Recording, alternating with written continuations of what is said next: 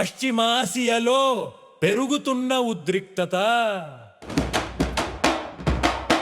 జలసంధిలో తమ అనుమతి లేకుండా ప్రయాణిస్తుందంటూ వాణిజ్య నౌకపై ఇరాన్ దాడి, అందులో 8 మంది భారతీయులు. ఒకరు గల్లంతు దాడిని ఖండించిన భారత్ సిబ్బందిని రక్షించేందుకు ఒమన్తో కలిసి రెస్క్యూ ఆపరేషన్.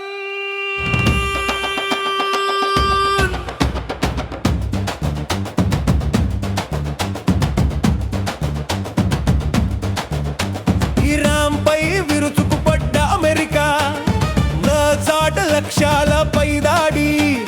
ఇరాన్ ప్రతి దాడులు బహ్రెయిన్, కువైట్, ఖతార్, ఒమన్లలో అమెరికా స్థావరాలపై డ్రోన్లు, క్షిపణులు. అమెరికాకు బుద్ధి లేదు, ఇరాన్కు ఇంకా బుద్ధి లేదు. ఇరాన్లో ఉన్న పేద ప్రజలు చనిపోతున్నారు, అమెరికాలో ఉన్న పేద ప్రజలు హాయిగా ఉన్నారు. అక్కడ కూడా చాలా పేదరికం ఉంది అయ్యా. ఫుడ్ బ్యాంకులు అంటారు, అక్కడ ఫుడ్ బ్యాంకుల్లో తింటారు, ఫుట్పాత్లపై పడుకుంటారు. అమెరికా పరిస్థితి ఘోరాతి ఘోరం. ఉన్నవాడి దగ్గర లక్షల కోట్లు, లేని వాడి దగ్గర ఏమీ లేదు. అమెరికా వాళ్ళు మెంటల్ కేసుల్లా ఎప్పుడు ఎవరిని కాల్చి చంపుతారో వాళ్ళకే తెలీదు. అందరినీ చంపి చివరికి తానే చచ్చిపోతాడు. దానివల్ల ప్రపంచానికి ఏం ఉపయోగం?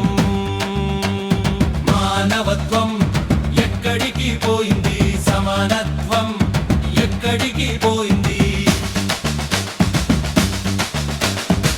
మతాలు కొంతవరకు మంచివే, కానీ ఓవర్ అయితే ఇబ్బందే.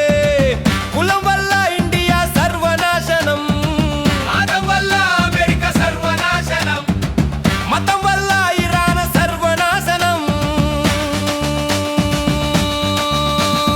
అందుకే కార్ల్ మార్క్స్ అన్నాడు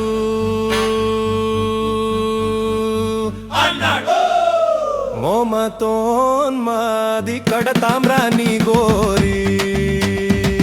నేను కూడా అలాగే అంటా, మోమతోన్మాది కడతామ్రా నీ గోరి. ఈ కులాలు మతాలు ఉన్నంత వరకు పోరాటం చేస్తాను, ఇవి లేకుండా చేస్తాను. అవి లేకుంటే మానవాళికి చాలా మంచిది. అందరూ స్వచ్ఛంగా ఉంటారు, శాంతంగా ఉంటారు.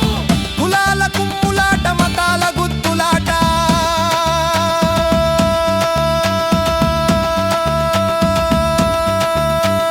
మతాల గుద్దులాట, తలనొప్పి. ఆ దేవుడు ఉన్నాడో లేదో ఎవరు చూడలేదు. ఒకడు ఉన్నాడంటాడు, ఇంకొకడు లేడంటాడు.